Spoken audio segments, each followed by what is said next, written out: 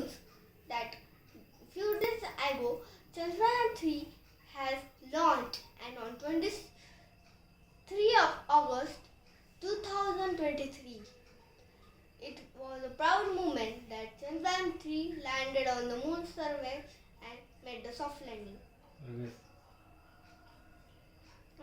Chandrayaan 3 made the India proud because India is now first country to land on the south pole of the moon, and India is the fourth country to land on moon. So I am inspired with that. So I have made one module to about Chandrayaan. Here that this is the Chandrayaan 3 missile.